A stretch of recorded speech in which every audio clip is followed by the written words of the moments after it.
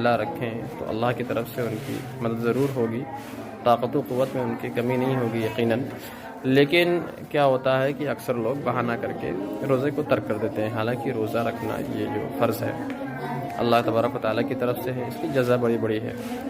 آئیے دیکھتے ہیں کہ مفتی سلمان اظہری صاحب اس کے بارے میں کیا فرما رہے ہیں. ایک روزے کو چھوڑنے کا گناہ فرمایا گیا 600 سال تک اسے دوزخ میں رکھا جائے گا. 600 سال تک یہ معمولی چیز نہیں. اور جن کے پچھلے روزے قضا ہو چکے ہیں معاف نہیں ہوں گے. تھپڑ مار لیں گال پہ، توبہ توبہ کر لیں، معاف نہیں ہوں گے. توبہ تو کرنے کے ساتھ ساتھ قضا بھی کرنا ہوگا. جب موقع ملے سال بھر میں اپنے چھوٹے ہوئے روزوں کو واپس کرنا ہے.